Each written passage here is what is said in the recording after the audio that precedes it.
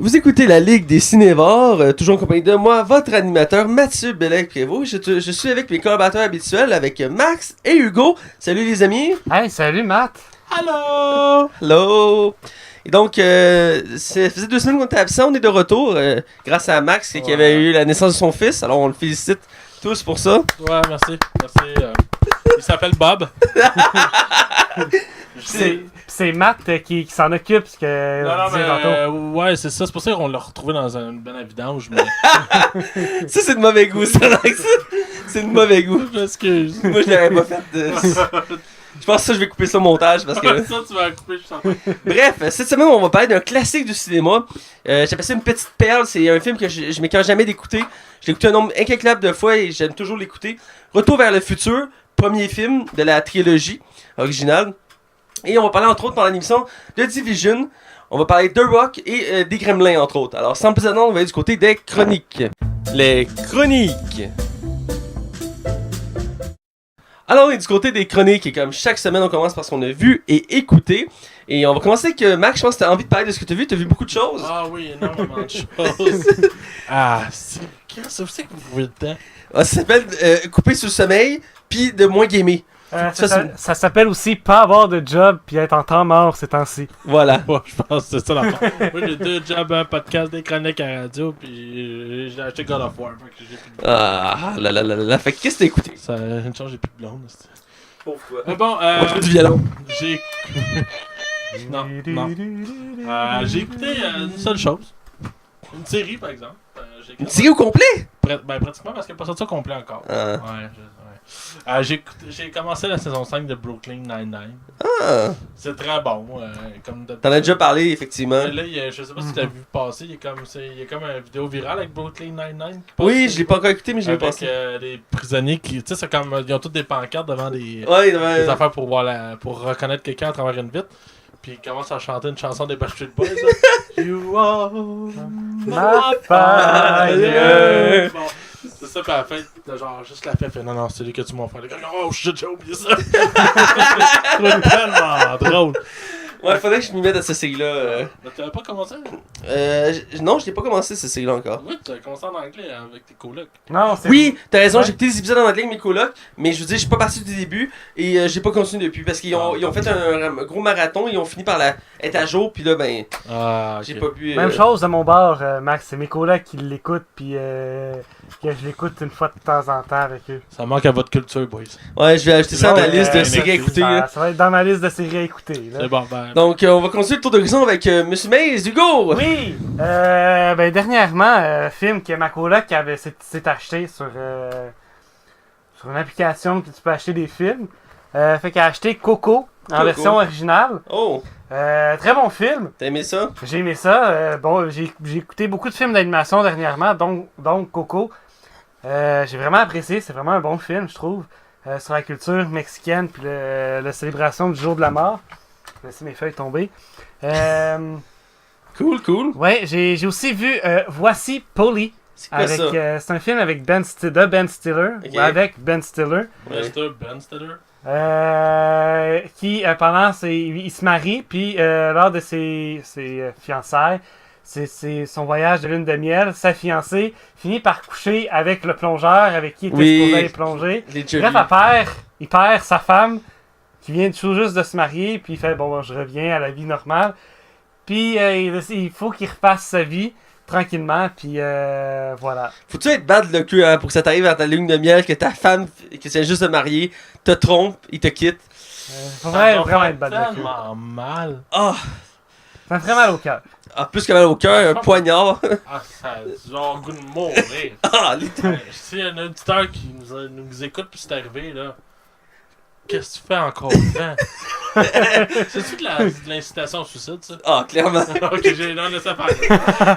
C'est bon, continue, Hugo. Je vais y aller avec le très mauvais film, Le 7e Fils, que j'avais pas encore vu. T'avais pas encore vu Septième J'avais Fils? pas encore vu le très mauvais 7e Fils. Fait que t'as perdu 2 heures de ta vie, c'est ça? Fait que j'ai à peu près, perdu 2 heures de ma vie à écouter le 7e Fils. Ce qui est étrange, c'est que Max l'a aimé. Je comprends pas, là. Mais Je sais même pas c'est quoi. j'ai pas tant compris. Tu sais, c'est sûr, c'est sur le. C'est sur les romans, c'est sur l'épouvantail. Les épouvanteurs. Épouvanteur. Reeves ou je m'en fous, là. Non, c'est pas Kenny Reeves. Non, c'est avec... Non, je me trompe avec Seven Ronin, je pense. Je sais plus c'est qui l'acteur. C'est un des films qui a fait lancer, je pense, sa carrière à Alicia Vikander. Entre autres, oui. Ouais. Ouais, Mais on dirait qu'ils ont fait un ramassis de tous les livres des... Ouais, sans vouloir spoiler l'œuvre, il y a plein de références à plein de livres. L'épouvanteur, qui ont fait ça en un seul film. Moi, j'ai juste lu comme les quelques premiers livres, puis j'ai pas de temps embarqué dans la série de livres. Ah, moi, j'avais adoré. Écoute, mais faudrait peut-être que je m'y remette, parce que c'était la même chose avec les Chevaliers d'Émeraude. Je pense qu'on dit 11 livres pour les épouvantaires, dont un qui se passe avant la saga. Mais je pense qu'il voulait en faire 12 pour finir sa saga, je crois. Et moi, j'ai arrêté, je pense que c'est au 7e ou au 8e, parce que j'ai lisé à chaque fois qu'il sortait, puis je lis beaucoup moins qu'avant. Puis il y avait Keith Harington aussi dans le film, qui est au début du film. Oui. Voilà. Ouais. Je vais continuer avec Tropic Thunder. J'ai écouté Tonnerre sur les tropiques. Tonnerre sur les tropiques que vous avez critiqué, puis que j'ai écouté le podcast avant d'écouter le film.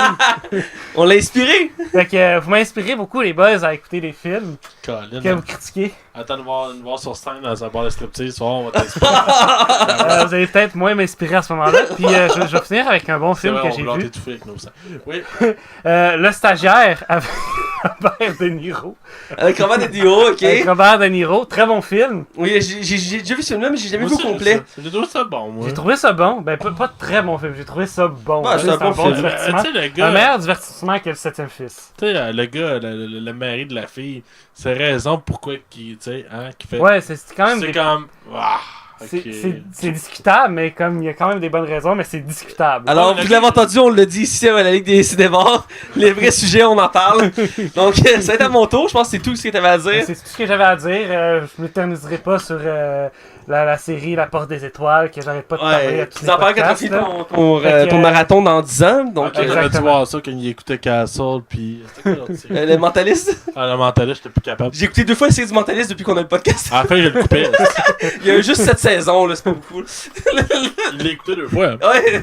2 fois, ouais. C'est juste des épisodes de 40 minutes, puis il y a 22 épisodes par saison, là. Tu sais, c'est pas comme si tu me parlais de... Ouais, c'est découragé.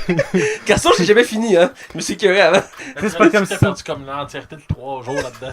Tu sais, Matt, c'est pas comme si tu me parlais des super-héros de Marvel à tous les épisodes, là. Ouais, il y a ça, là. Il y a jamais mention de Marvel, là. Le voyant de podcast, c'est nullement sur super-héros. Si quelqu'un me dit que Matt n'a jamais parlé de super-héros dans un podcast, je me mets à genoux devant lui, puis je le glorifie. Mais écoute, je vais parler d'un autre sujet vraiment extérieur à ça. On va parler de super-héros. Donc, j'ai écouté une nouvelle série qui date de l'année passée, mais la 10e saison vient de sortir. C'est Légion. C'est la première série dans l'univers des X-Men, qui a été entre autres créée par celui qui est le grand Manitou des films X-Men actuellement. C'est le même producteur qui s'occupe de plusieurs films des X-Men. Kevin Feige? Je pense que c'est ça, je suis pas sûr à 100%. Et dans le fond, c'est lui et un autre gars qui ont travaillé ensemble sur la série Légion. Ils voulaient créer une série sur les X-Men dans une nouvelle histoire qu'on n'avait jamais vue. Ils cherchaient un personnage intéressant. Ils ont fini par tomber sur Légion, de son vrai nom David Haller, qui est le fils de Charles Xavier, le grand professeur X. Et dans le fond, la série, il y a 2 saisons de sortie, la deuxième n'est pas finie. Et dans le fond, on suit David Haller qui est un des plus grands mutants de l'histoire des mutants. C'est un mutant de catégorie Omega. Omega, c'est les mutants les plus puissants de l'univers. Style, exemple, dans les derniers X-Men, Apocalypse et dans les Omega, entre autres, dans les mutants. Sinon, dans les autres mutants qu'on a pu voir, dans les films, il y a Jean Grey, entre autres, avec Phoenix. Mais sinon, il n'y a pas tant qu'on a vu dans les films de ce rang-là. Et il y a Légion, qui est le fils de Charles Xavier. Et pourquoi qui est nouveau Omega, vous allez me demander, tu sais, un mutant, comment il peut être défini aussi fort? Ben, à la base, David Haller, c'est un télépathe. Il est télékinésiste, pyrotékinésiste, électrotékinésiste. Il peut se téléporter, il peut voler, il peut se déplacer en forme astrale. Qu'est-ce qu'il peut faire d'autre? Oh oui, il peut manipuler la matière.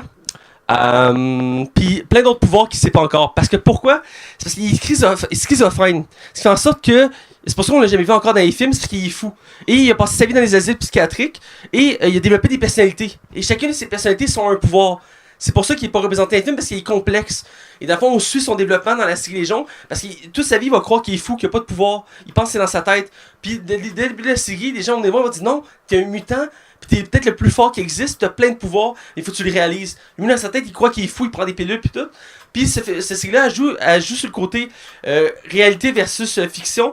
Des fois, on n'est pas sûr si on est dans la réalité ou dans la fiction. Puis ça alterne vraiment bien fait. Puis les effets spéciaux là-dedans, ils sont vraiment très bien. C'est dur de représenter bien des pouvoirs des X-Men dans des séries. Ça coûte cher comme budget. Mais ils font bien pour cette série-là. Il en utilise pas tant que ça. Mais c'est bien. Je dirais que la chose qui est un peu dégoûtante, c'est qu'à part lui, tous les autres personnages de la série sont nouveaux. Ils ont créé pour la série, pour faire comme une histoire originale. Autre ça, il y a un ennemi, comme dans tous les univers X-Men, il y a un ennemi à Légion, et lui il existe. C'est le seul autre personnage qui existe de l'univers des X-Men, c'est lui. Il s'appelle le Shadow King, c'est un mutant de l'univers des X-Men qui s'attaque pratiquement à ce mutant-là. Mais la série est écœurante, et écoute, elle est lourde à écouter, parce que la première saison a 8 épisodes, tu vas me dire, c'est court à écouter, mais chaque épisode dure 1 heure. Il dure pas 45 minutes, il dure 1 heure. Ah, ta boy. Fait que c'est comme si tu 10 épisodes en 8. Ça peut être très lourd, surtout quand t'écoutes ça à 3h du matin pis t'es un peu fatigué. C'est dur. C'est dur. Je l'ai fait. C'était dur. Parce que c'est des genres de séries que tu peux écouter en faisant autre chose. Elle est tellement complexe, c'est tellement dur à suivre que faut que tu te focuses dessus.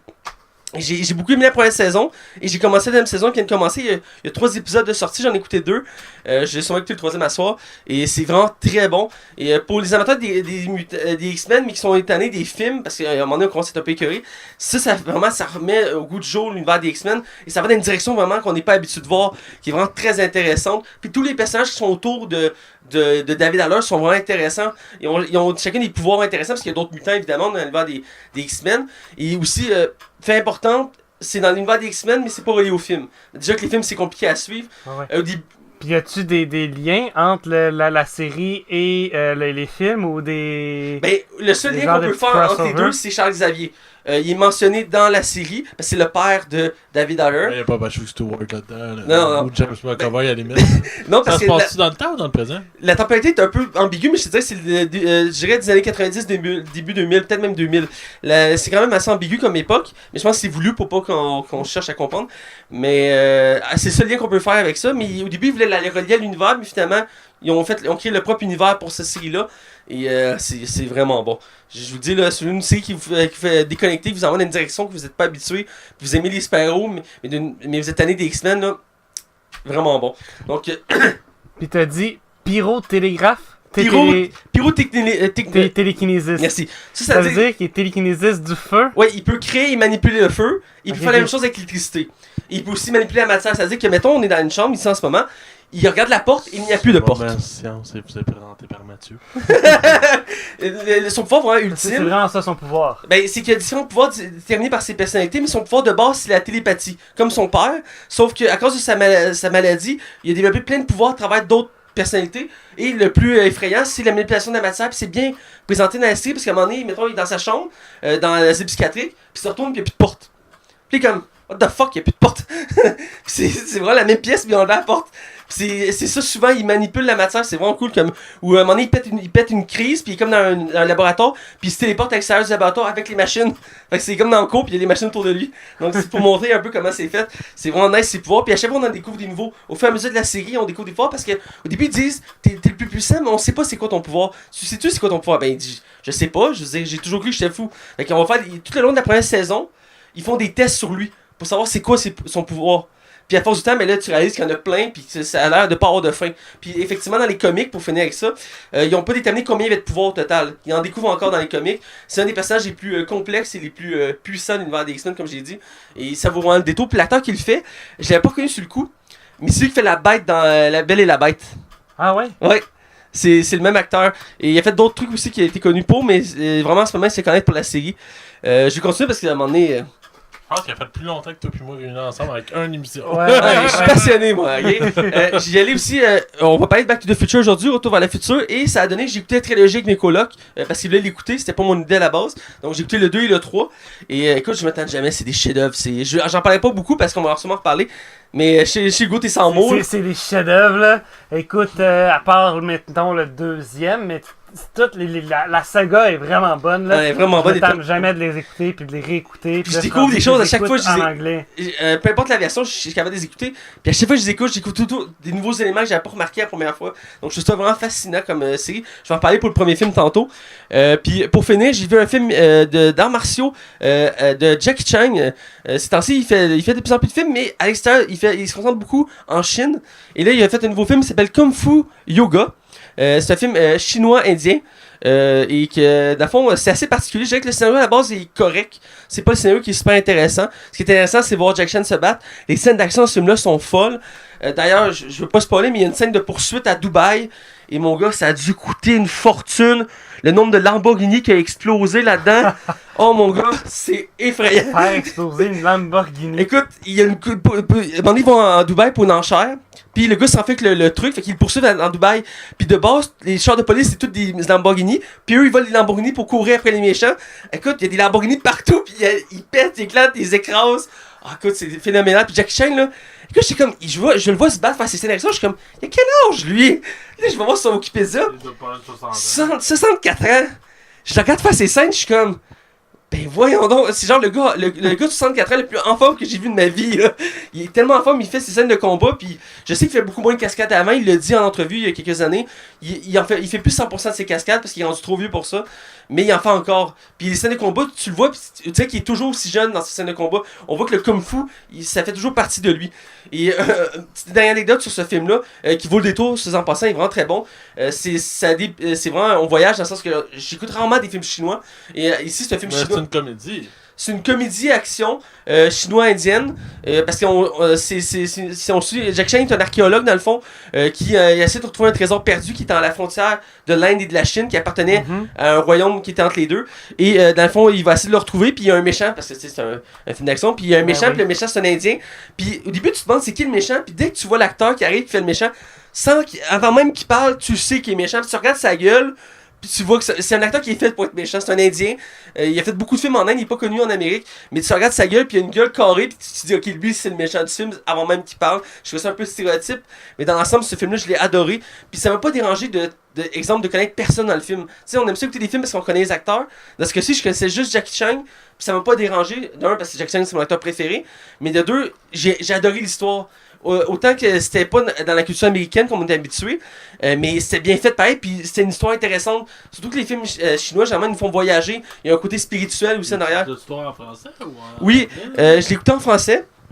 Et on l'avait téléchargé et on pensait à la version québécoise. Et au début, on écoute les voix, puis je suis comme, hey, c'est pas votre Jack Chan. Je suis comme, ils ont peut-être changé de doubleur, tu sais, ça se peut. Là, j'écoute, je suis, hey, non, ça marche pas. Là, je vais voir, on écoutait la version française de France. C'était correct, ça passait, mais j'avais pas ma voix traditionnelle de Jackie Chan que j'entendais toujours, qui est joué par François Lécuyer d'ailleurs, qui fait Jackie Chan depuis toujours, qui est un acteur québécois qu'on voit dans certaines séries, que j'aime bien, puis il fait une très bonne voix de Jackie Chan. Et donc, c'est vraiment un film intéressant pour ceux qui veulent découvrir une culture différente qu'américaine, ou qui veulent revoir Jackie Chan en pleine forme, parce que, hey, il a 64 ans, mais. Aïe aïe, ce gars-là, là, je sais pas comment il fait autant en forme, là. Puis je vais voir sa biographie pour le fun sur Wikipédia, puis il fait tellement d'affaires, ce gars-là. On le voyait pas pendant un temps ici, mais il continue à avoir maudit. Écoute, il sort des albums, il a son école de karaté, son école de cascadeur, il fait des films, des séries. Il doit être riche, par exemple, hein? Il doit être multimillionnaire. Pendant un temps, il était considéré le deuxième acteur le plus payé dans le monde. À l'époque, il était à son pic aux États-Unis, là.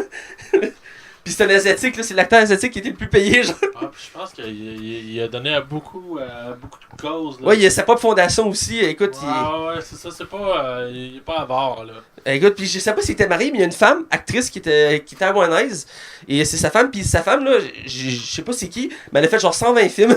Ah ouais. Mais c'est des films chinois, thaïlandais, japonais, là, mais écoute, elle a fait genre plus de films que lui, mais elle est pas connue ici.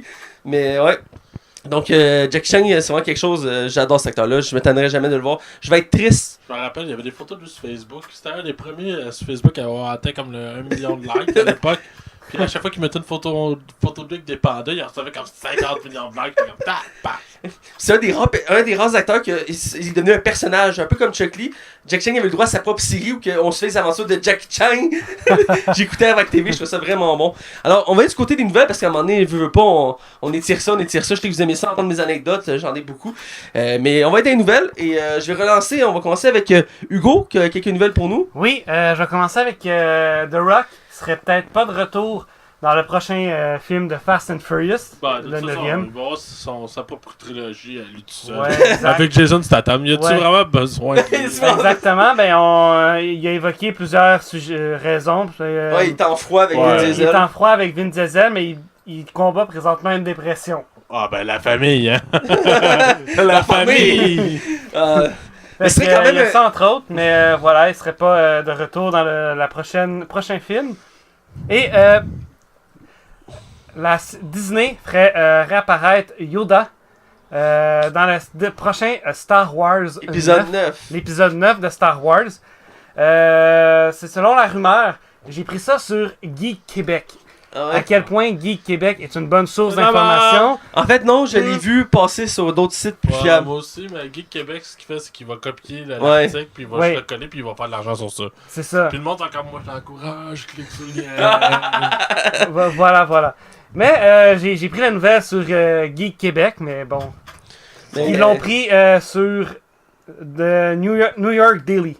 News. Ils ont mis. Oui, cette rumeur nous vient directement de New York Daily News. Ils ont mis la source, c'est rare qu'ils mettent une source. Ouais, mais j'ai vu ça. Yoda pourrait apparaître une fois dans l'épisode 9. Ce serait pour terminer la formation de Rey, dans le fond.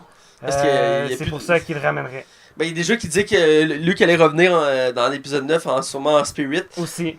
Ça pourrait être un lien aussi à faire avec Yoda, même qui s'est ramené Obi-Wan, mais d'une manière assez particulière, ou Dark Vader. Mais finir la formation de Rey. Rey, techniquement, l'actrice a dit qu'après cette trilogie-là, elle faisait autre chose. Ouais, mais tu sais, c'est comme James Bond, Daniel qui dit qu'il a pu faire de film James Bond, puis il en refait un autre, là. C'est sûr. Quand tu donnes 50 millions, c'est dur de faire comme non, je veux pas. Tu veux pas 50 millions? Non. T'as ça de dire non à 50 millions, Hugo. On va voir si tu vas être capable. Ta volonté va descendre assez vite. Max, il ferait n'importe quoi pour 50 millions. Le pire, c'est que je suis sûr que Daniel Craig, même un coup fini d'avoir fait James Bond, va faire encore de l'argent sur la franchise. Ben oui. Il va avoir une super belle cas parce que les films de James Bond, c'est des films qui se vendent éternellement. Ben oui, c'est culte, là.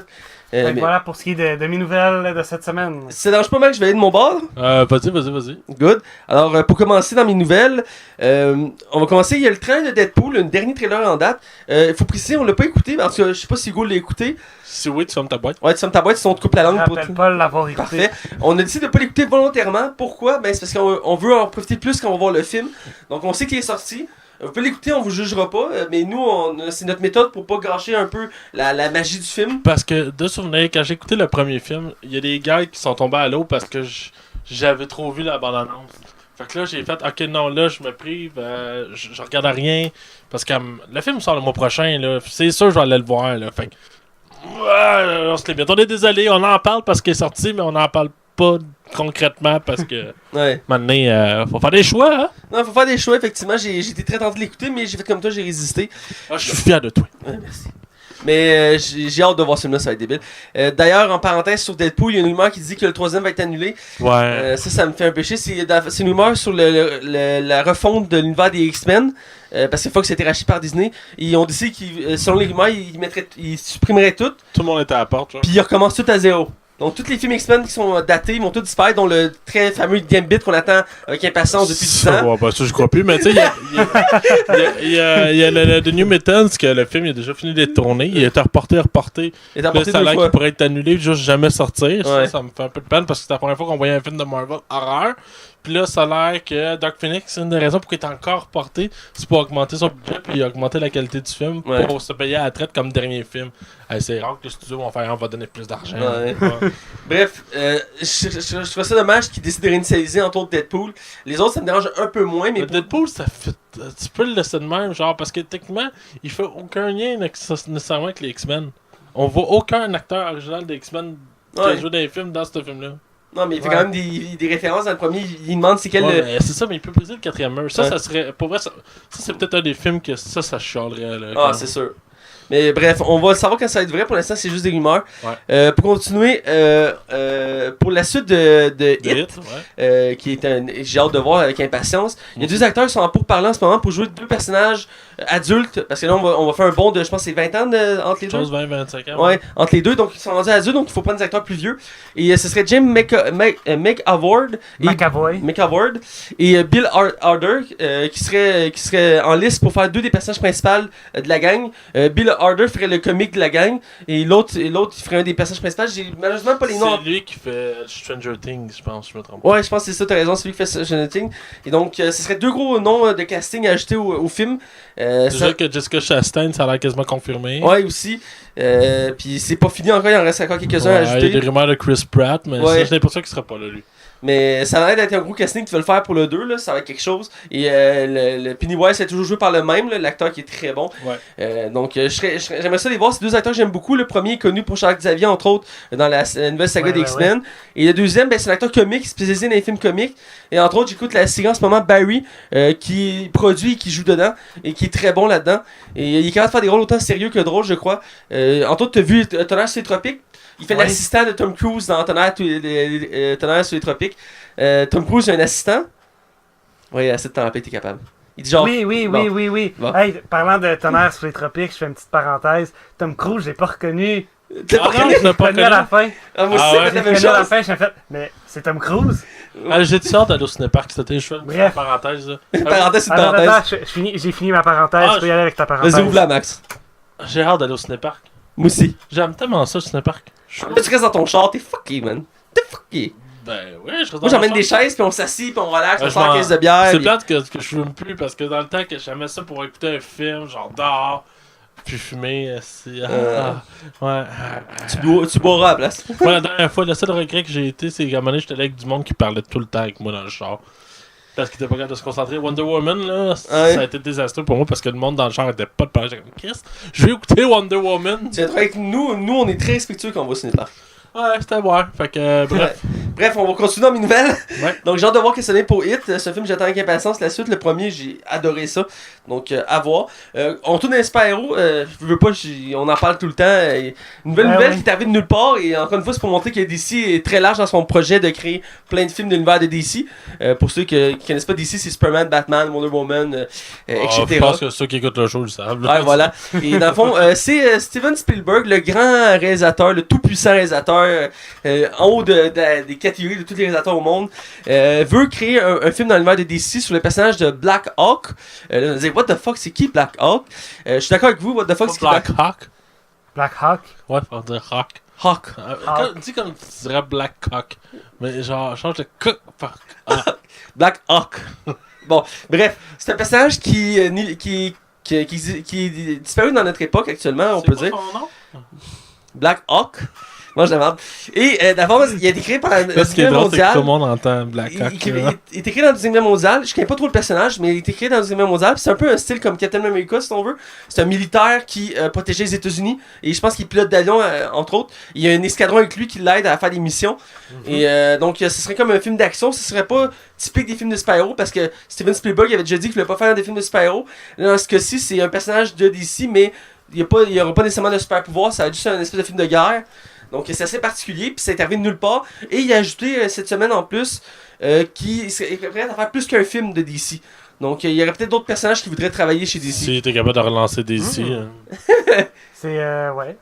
Donc je serais très surpris, Steven Spielberg travaille avec DC Comics. Je sais pas si ça va être bon ça, je serais curieux de le voir. Mais ça pourrait être bien quand... Spielberg avec DC. Nomme-moi au moins un film, plus qu'un film, que Spielberg a fait de mauvais. Je pense qu'il n'y en a même pas de mauvais. C'est ça. Il y a des films moins bons. J'ai ma coloc qui m'a dit elle m'a nommé un film. Je pense que c'était un des Indiana Jones. Le 4. Ouais, mais il était producteur, mais pas producteur. Ouais. Où il était comme chargé de projet. Il était dans le projet, mais il a pas réalisé. Bon, il y a un de ses premiers films qui était mauvais, mais quel film Steven Spielberg a fait de mauvais? Qu'on vient de me le dire, ou qu'on vient de nous l'écrire. Par contre que Black Hawk, le scénariste, ça va être lui qui a fait Indiana Jones 4 et Spider-Man 1. Faut préciser. Donc il s'est balancé parce qu'il a fait le très bon Spider-Man 1, mais il a fait aussi le très moyen Indiana Jones 4. Donc, à voir si fait capable de faire un bon scénario avec ça. Indiana Jones, j'ai l'impression que George Lucas est venu un peu saupoudrer aussi. Il est saupoudré. Ouais.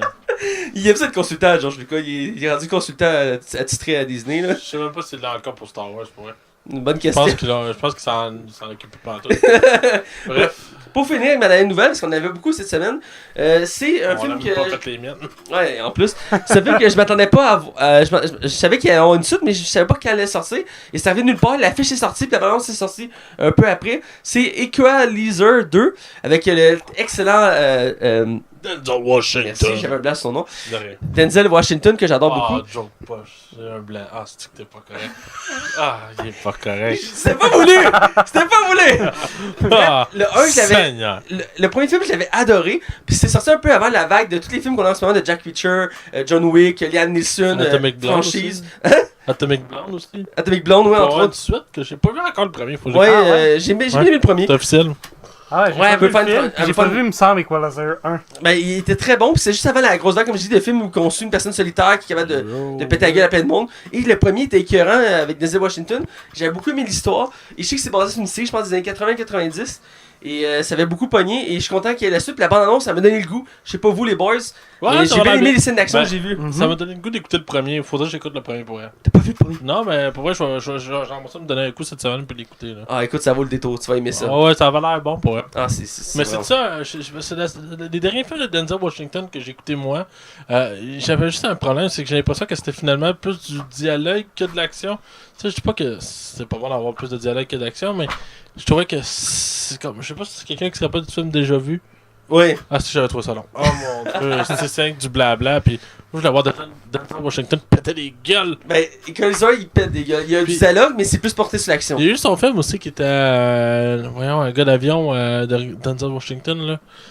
Comment ça s'appelait? Ah, il faisait un pilote d'avion, là? Ouais. Oui. Et finalement, je suis sûr qu'ils se sont inspirés de Commandant Piché. Son histoire est tellement similaire que c'est un épisode. Oui, je me rappelle de ce film-là. Je sais que les Américains ont repris Piché entre ciel et terre, puis l'ont adapté à leur façon. Ah, ok, bah c'est peut-être ce film-là, justement. Parce que... Ça se peut, écoute. Bref, on va aller avec les nouvelles de Max! Ouais, j'ai du lourd. Du très très lourd. Alors, cette semaine, on a eu droit, non, en fait, c'est la semaine passée, mais on n'était pas là, fait qu'on va en parler là. Ouais. On a eu la bande-annonce de Jurassic World, de Fallen Kingdom, le trailer numéro 2, où qu'on voit vraiment, qu'on apprend c'est quoi l'histoire, en fait, parce que le premier, on voyait pas grand-chose en bout de ligne.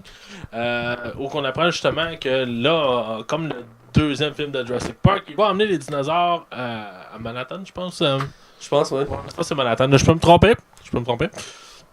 Et dans le fond, je sais pas pour vous autres, hein. Le film, il me parle pas en tout.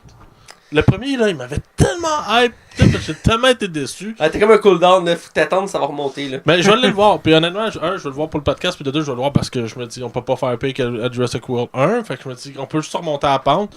Ben, moi, la bande-annonce, ça m'a donné le goût dans le sens qu'on voit que c'est plus porté sombre. Finalement, d'être plus sombre, mais il y a un côté plus moral aussi. On se questionne sur les dinosaures. C'est vraiment intéressant. Ça rappelle un peu comme le 2 que tu disais, la première saga. Le côté, est-ce qu'on devrait protéger les dinosaures comme des animaux?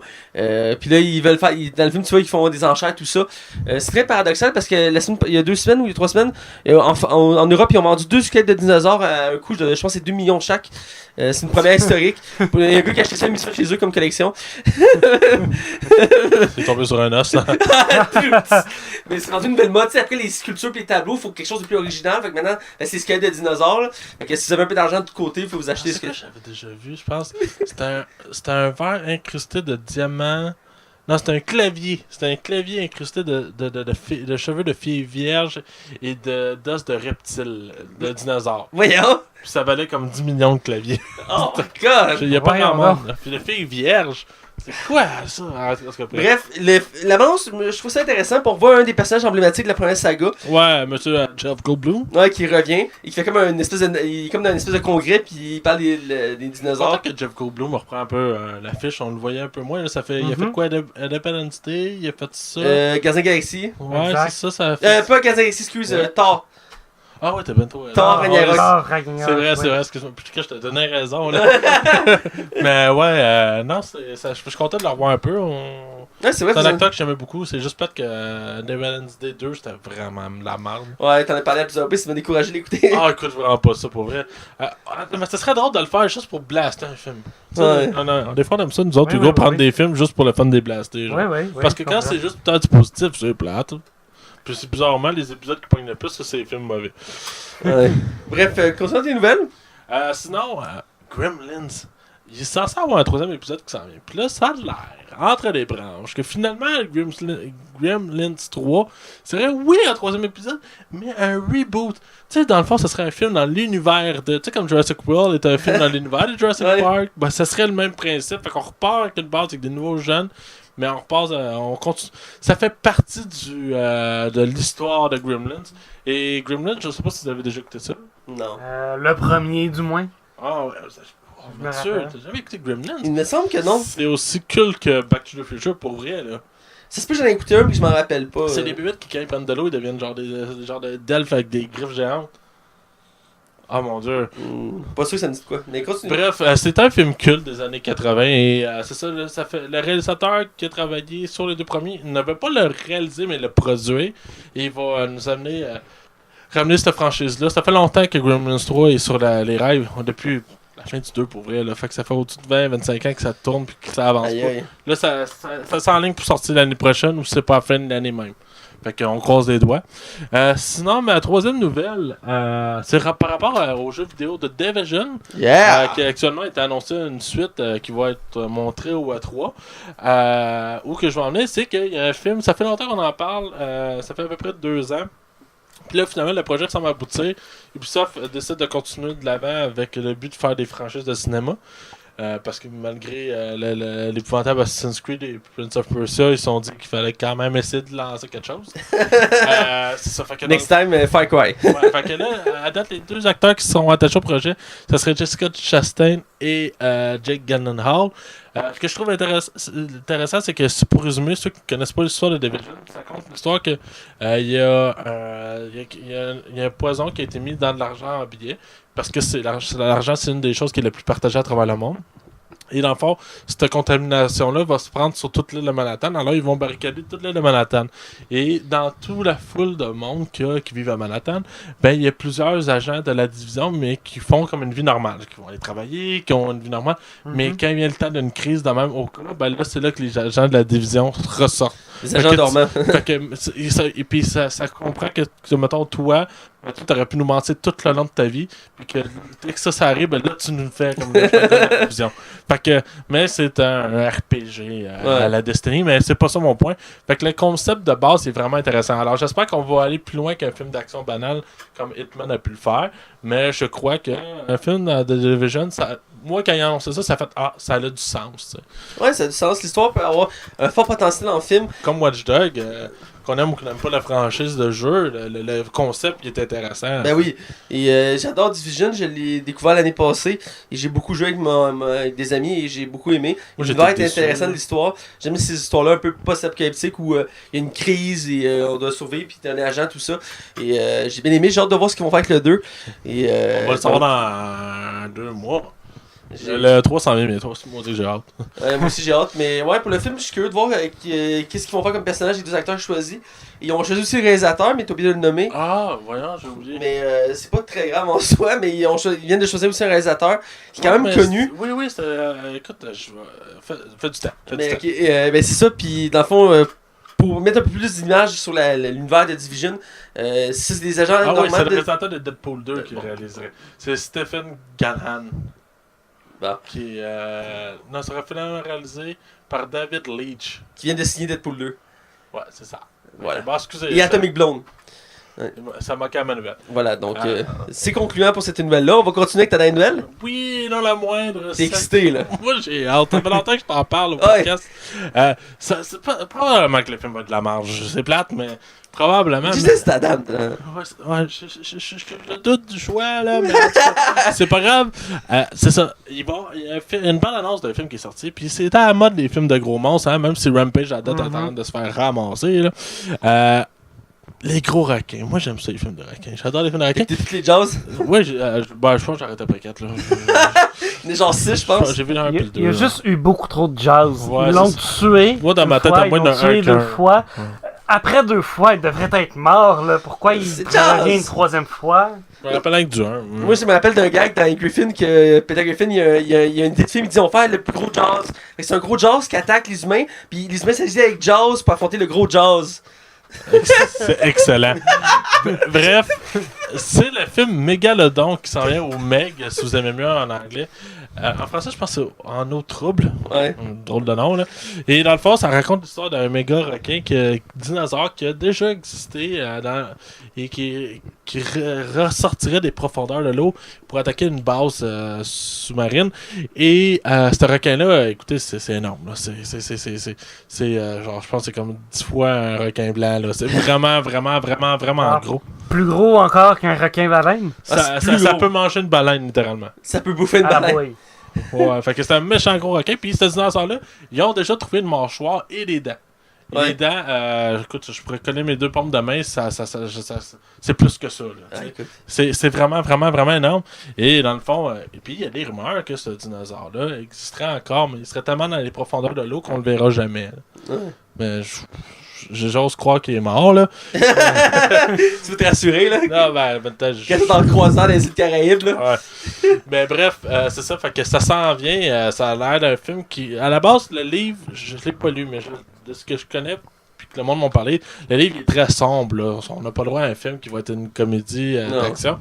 Là, ça s'enligne pour un film d'action. En tout cas, on va laisser une chance. Jason Statham qui se bat contre un requin, ça va quelque chose. Hein? Ouais, fait que bref, j'ai vraiment hâte de voir. Moi, je suis vraiment excité pour elle. Puis ça, je vais aller le voir en 3D. Écoute, le requin me donne des froids dans le dos, là. Tu vas-tu venir le voir avec moi? Ah, je veux sûrement aller le voir avec toi, ouais. Attends, c'est quoi? Il va y avoir Meg 1, Meg 2, Meg 3, jusqu'à 6? Je pense que c'est une série de romans. Je sais que la seule affaire, c'est que l'intention du réalisateur, c'est que quand tu vas aller te baigner dans la mer, c'est que t'as peur que ce requin-là existe. Comme Jaws à l'époque avait amené, que le monde avait peur de requins. On a plein de vagues de requins. On a eu la série culte Sharknado qui vont faire un dernier, enfin le 6e, qui vont voyager dans le temps. Beaucoup trop. Beaucoup trop. Non, mais tu sais, quand tu glorifies la merde, là. Un jour, il va falloir critiquer. Beaucoup trop. Fast and Furious, beaucoup trop. Ouais, ben, ça s'en fait à 10, hein. Fait que. Plus les spin-offs. On verra, mais ouais. Moi, j'ai hâte au film de Jason Statham de Rock ensemble. Ouais. Hey, c'était tellement écœurant dans Fast 8 quand ils se battent dans la prison. Moi, je suis comme, ah ouais, donne-moi ça en plus. Fait que. Bref, c'était les nouvelles. C'est la zone de cinéma, Mathieu. Oui. On est rendu à la zone de cinéma. Hugo, t'es prêt pour ta zone de cinéma? Oh oui, je suis prêt. Alors, allons-y dans la zone de cinéma dans 3, 2, 1.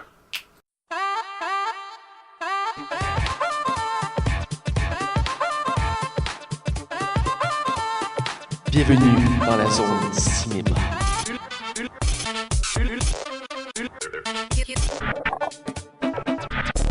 Alors, on est dans la zone cinéma. Et là, cette semaine, Hugo a une chronique pour nous. Sa première chronique. Ben oui, c'est ma première chronique. Je te vois, t'es tout excité. Tu sautes sur oui, l'autre partout, quasiment. Ça fait 2 semaines que je veux faire ma chronique cinéma. Oui, lâche pas. Mais le Evil Max n'a pas voulu que tu le fasses encore. Ah, ben, Mathieu et moi, on est contents. Là, on a pu se libérer un peu de job. Là. Ah ouais, go, c'est impressionnant. Alors, Hugo, c'est quoi ton sujet? Mon sujet, les acteurs et actrices qui ont détesté s'embrasser au cinéma. C'est le titre de mon sujet, de ma chronique. Mais dans le fond, ton sujet, c'est que tu vas parler de l'amour dans les films. Exactement. D'accord. Alors, je commence comme suit, ça va comme suit. Alors, au cinéma, que ce soit pour les films d'amour, les films d'action ou les comédies, on aime voir nos acteurs et actrices s'embrasser. Ça fait partie de leur liste de tâches dans leur contrat. Autrement appelé... C'est sûrement dans le contrat? Ça doit être dans leur contrat. C'est dans le scénario, c'est dans le scénario. C'est écrit dans le scénario. Ah ouais, j'imagine. Mais certains d'entre eux, c'est pour le mieux, d'autres, c'est pour le pire. Aujourd'hui, dans la zone cinéma. Je vous parle, vous l'aurez deviné, des vedettes hollywoodiennes qui ont détesté embrasser leur partenaire. Vas-y, le suspense est à son comble. Il a travaillé plus fort que nous autres, là. Alors, pour commencer, dans le film La copine de mon meilleur ami, My Best Friend's Girl en anglais, Dane Cook avait déclaré aux médias qu'embrasser Kate Hudson avait été son pire baiser à vie au grand écran. Ah ouais? En effet, ouais, Pour le narguer, elle faisait exprès de manger plein d'oignons avant de tourner les scènes d'amour. Des scènes d'oignons, c'est pas la première qui fait ça. Plus loin, il y en a d'autres. Ah, mais quand t'as ça, en plus, ça doit tellement être ta power trip de vouloir frencher cette fille. Non, t'en as d'autres qui sont des trips à embrasser. Là. Ah, je continue, Hugo. Fais-nous rêver. Ça, c'est mon numéro 10. J'en ai 10. C'est correct. On te coupe au montage. Maintenant, on est rendu au top 9e. On s'entend pour dire que pour toute jeune fille, corrigez-moi si je me trompe, souhaiterait embrasser Brad Pitt au moins une fois dans sa vie. Ou même Max veut l'embrasser. Être à la place de Kirsten Dunst dans le film Entretien avec un vampire. Interview with the Vampire. Ça, c'est elle qui joue dans Spider-Man, right? Exactement. Ouais. Kirsten Dunst, alors âgée de 11 ans. Elle a Frenché Brad Pitt. Oui, elle a Frenché Brad Pitt. Alors, elle est âgée de 11 ans dans le film. Lors du tournage du film, et elle a affirmé qu'embrasser Brad Pitt avait été dégoûtant, car c'était pour elle son premier baiser au cinéma. Ouais, ben, puis il devait avoir comme... Elle a vraiment détesté son embrassade avec Brad Pitt. C'est ça que si lui il avait 30 ans et il en avait 11, il y a peut-être quelque chose, il y a peut-être un malaise, là. Voilà. Alors, j'enchaîne avec un petit film indépendant en 7e place, The Spectacular Now. Une petite comédie dramatique américaine, sortie en 2013, réalisée par James Ponsoldt, qui a d'ailleurs remporté le prix spécial du jury au festival du film Sundance 2013. Il met en vedette Shailene Woodley et Miles Teller. Ah! C'est de quoi tu parles? Ouais, voilà, c'est un petit film indépendant, même s'ils avaient une chimie entre les deux à l'écran qui se voyait. Les deux acteurs n'avaient vraiment pas envie de s'embrasser, ont-ils déclaré par la suite en entrevue. De plus, Teller n'a vraiment pas apprécié embrasser sa co-star car celle-ci prenait un produit chinois qui lui donnait un horrible goût en bouche. On voit quand c'est naturel, comment tu dis ça, Hugo, c'est... Continue. Voilà. Alors, 6e. Oui. Max, tu m'as déjà avoué que ton plus grand fantasme était d'embrasser Angelina Jolie. Eh bien, dans le film Wanted. T'es un peu sous. Ah ouais, j'avoue que là-dedans... On était au cinéma l'autre fois. Attends, c'est quand French James McAvoy. À French James McAvoy. Chris Pratt mange un coup de clavier dans ce film-là. Avec qui Angelina partage la vedette, a déclaré au Huffington Post qu'il a vraiment été inconfortable d'embrasser Angelina. Pour la première fois, en effet, McAvoy a qualifié ce moment de gênant car les deux acteurs venaient de se rencontrer lorsque les scènes d'amour ont été tournées.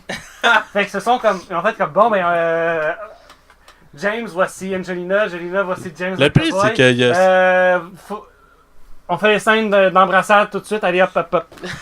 C'est vraiment comme ça. Mais le pire, c'est que dans le film, il n'y a pas une scène d'amour, c'est plus une tension sexuelle. Là. C'est ça. Puis ils s'embrassent, puis c'est comme ça venait de se rencontrer. Je le vois, ce film-là.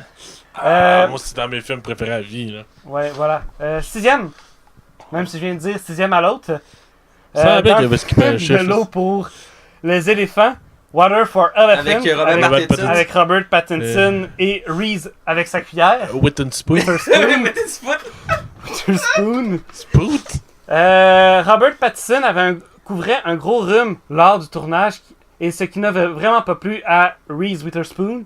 De surcroît, les scènes d'amour étaient pour l'actrice très repoussantes vu qu'il reniflait sans cesse et c'était tout sauf sexy, a-t-elle déclaré. Alors, en 5e position, dans le film Mission Impossible 2, qui met en vedette nul autre que Tom Cruise. Dans le pire film de franchise. C'est pas le troisième. Et Tandy Newton. On y voit plusieurs scènes intimes entre ces deux acteurs, de scènes intimes que Tandy a détesté tourner puisqu'embrasser Tom Cruise avait été très désagréable, car elle a qualifié ses baisers de, j'ouvre les guillemets, plutôt collant et assez mouillé, et comme il fallait tourner les scènes 4 et 5 fois avant d'arriver à la bonne prise, celle-ci s'est plainte à toutes les prises qu'elle devait faire avec la langue de Tom. Voilà. En 4e position, les prochains, parce que j'ai mis 2 personnes en une, les prochains à s'être plaints de leurs partenaires sont Josh Hutcherson et Liam Hemsworth, qui interprètent respectivement Peeta Mellark et Gale Hawthorne dans la saga Voilà Mathieu Hunger Games. Ceux-ci se sont effectivement plaints que Jennifer Lawrence, alias Katniss Everdeen, avait des baisers trop baveux et mouillés.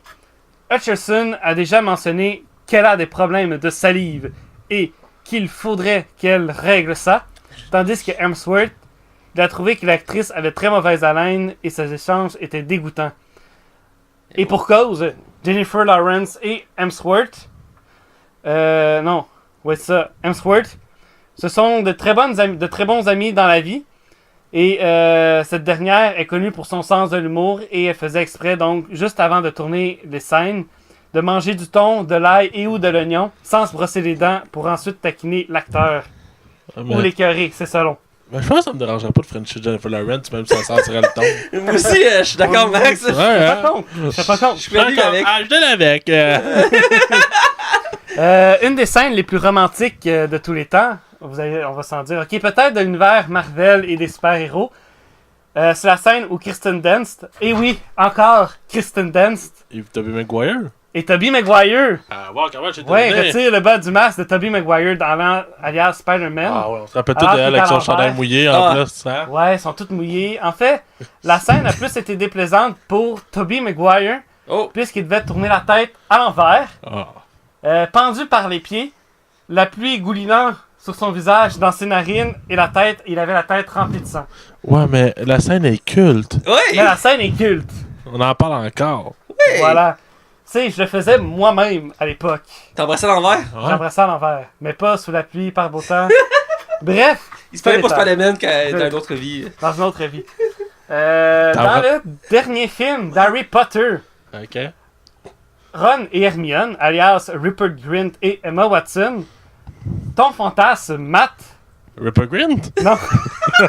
Matt m'a déjà avoué que Emma Watson c'était son fantasme. Ou ça peut être les fantasmes de ses colocs. Hugo, tu fais de la projection, tu me parles. T'as pas me parler d'elle. T'as des poursuites dans ta chambre qui est en sous-vêtements. Non, je te parle toujours de Bonnie Wright. C'est un détail. C'est ça qui passe sur Internet? Bref, ils ont dû s'embrasser. Eh bien, ces deux acteurs sont devenus amis au fil de la saga. Ils se sont reconnus à l'âge de 9 ans.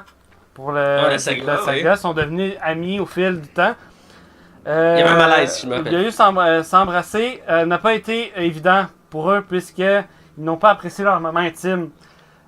Essayez de figurer, t'embrasses ta meilleure amie que tu considères comme ta sœur, ça va être un peu bizarre. Rupert Grint a déjà affirmé en entrevue qu'embrasser Emma Watson avait été quelque peu dégoûtant. Et comme ce n'était pas du tout naturel pour eux de s'embrasser, ils ont dû refaire la scène 4 fois avant de rendre le moment crédible. Wow! Max, il imagine ça, là. Non, mais quand tu te plains d'avoir French Emma Watson. Ouais. Hey, life is pain, hein? Le dernier a s'être plaint de son partenaire de jeu. Max m'a déjà avoué que coucher avec cette personne, ça te dérangerait pas. Laquelle? Dwayne The Rock Johnson. Il l'a dit en plus! C'est au dernier podcast, tu l'as dit. Ouais. Mais c'est lui qui se plaint. Suite au film Get Smart, Max la menace s'est plaint de la langue rugueuse de son partenaire, la comparant à celle d'un chat et ses lèvres au coussinet des chats. Les dessous des pattes de chat. Matt, tu vas demander, mais c'est qui, Hugo? Steve Carell. Steve Carell, exactement. The Rock s'est plaint de Steve Carell avec humour, certes, mais gageons que ces derniers ne retenteront pas l'expérience. Fort probablement. Voilà. Alors, pour ceux qui veulent savoir où est-ce que j'ai pris tout ça, je l'ai trouvé sur le site du Journal de Montréal. Vous avez juste à taper 14 couples qui ont détesté s'embrasser dans un film ou affaires de gars. 10 acteurs qui détestent s'embrasser leurs collègues pour un film. D'accord. Moi, je vous conseille de pas aller sur le Journal de Montréal parce que ça laisse des séquelles à chaque fois que vous lisez des articles du Journal de Montréal. Ouais, voilà. À chaque fois que je lis ça, j'ai un brain freeze. Ouais, c'est ça. C'est tellement mauvais comme nouvelle puis tellement de fautes d'orthographe que ça vaut même pas la peine. Moi, j'évite ce site-là le plus possible. Ah, il y a des fautes d'orthographe là-dessus. T'as pas remarqué? Non, pas vrai. Il y a fucking des fautes d'orthographe quand tu checkes les articles de TVA Nouvelles. C'est effrayant. Bref. Fait que voilà, quand tu parles des commentaires. Ma chronique les articles. Ah ouais, ok. C'est ce qui conclut ma chronique de la zone cinéma. C'est très pertinent. Vous autres, c'est qui votre pire French? Mon pire French? J'en ai pas eu. J'ai pas en mémoire de pire French. Moi, j'ai Frenché une fille il y a pas longtemps, pis... Ah, tu sais le malaise de French une fille qui French pas bien, là? C'était épouvantable, pour vrai. C'est pas à deux novices ici, là, c'est pas évident. Moi, je vous compte, je résume vite, là. Je dors chez la fille, on s'embrasse, mais la fille, elle s'est tellement pas embrassée qu'elle fait juste me mordre la lèvre, genre, tout le temps, genre, je suis comme, qu'est-ce que tu fais? Ben, je t'embrasse. Non, tu me mords la lèvre. Elle faisait ça, genre, ok, je vais arrêter parce que je pense que. Il m'a regardé tellement d'une façon bizarre. C'est bon, Max. J'essayais de penser à des pires embrassades, mais... C'était un moment dans la tête de Max. On va essayer de couper ça au montage pour ceux qui les semblent sensibles. Et on va aller dans le monde réel en parlant de cinéma. Et on va quitter la zone cinéma pour aller dans la zone non-spoiler. Aïe! Attention, vous rentrez dans la zone non-spoiler. Attention, vous rentrez dans la zone non-spoiler. On est dans la zone non-spoiler et j'appelle cette semaine, on critique le film Retour vers le futur, premier film de la saga, en fait la trilogie de Retour vers le futur, avec les deux excellents Michael J. Fox et Christopher Lord. Oui, Hugo, pas besoin de faire de son de background, là, c'est pas nécessaire. Réalisé par Robert Zemeckis, qui a fait entre autres Forrest Gump, Polar Express, deux films que j'ai adorés, Castaway, qui ça me dit fuck all rien. Ah, le ballon Wilson avec Tom Hanks. Seul au monde. Ah! Ben oui, excuse. Ah, franchement. Je connaissais pas le titre en anglais, j'avais jamais vu le titre en anglais. C'est qui m'a insulté, là. Mais le dernier, par contre, ça me dit rien. Wolf Ahmed Roger Rabbit. Où est Roger Rabbit? T'as aucune idée c'est quoi? Non? Le lapin blanc, là, avec... Ah, avec la fille rousse, là? Oui, Bob Hopkins. J'ai jamais écouté. Oh mon Dieu! Mathieu! Je l'ai jamais écouté. Je connais des références. J'ai pas écouté Gremlins, tu peux pas écouter ça. Je connais la référence, je connais Roger Rabbit, mais je pense pas avoir écouté le film. Oh mon Dieu. Non. Bref, côté casting, on a Michael J. Fox, on peut dire quasiment casting 5 étoiles aussi. Là, ouais, c'est un casting 5 étoiles, surtout pour l'époque, mais actuelle encore. Michael J. Fox, qui malheureusement, sa carrière a tranquillement disparu de nos écrans. Il est revenu un peu il y a quelques années. Ouais, parce qu'il est malade. Là. Avec le Michael J. Fox Show, je sais pas si vous avez déjà vu. Ouais, ça n'a pas pogné, ça a annulé ça. C'était annulé après, je pense, 1 ou 2 saisons. Ouais, mais tu sais pourquoi que Michael J. Fox ouais, il y a le Parkinson, là. Ouais, c'est ça. Ouais. Mais il est revenu pour l'anniversaire de Back to the Future, puis il avait rejoué la tune Johnny B. Goode, en tout cas. Ouais. Belle anecdote. Il y a Christopher Lord qui joue Doc Brown. On a Lea Thompson qui joue la mère de Marty McFly. On a Chris Payne Glover qui joue le père. Qui a lui aussi sa carrière, on le voit presque plus. Il avait entre autres été revu à l'écran dans Charlie Angel. Il faisait un mercenaire qui parlait pas le long du film. C'est une particularité qu'il avait. Il ne parlait pas. Et on a aussi Thomas F. Wilson qui fait le grand méchant du film, si on peut dire. Ben oui, Biff Tannen. Veux-tu ma photo banane? Ça a été classique. Et on a Claudia Wells qui fait la copine de Marty McFly. Et pour aller dans les anecdotes, pour commencer, je vais faire une petite anecdote juste ici. C'est le seul film qui a joué la copine de Marty McFly. Vous allez me dire, oui, mais on voit sa copine dans les autres films.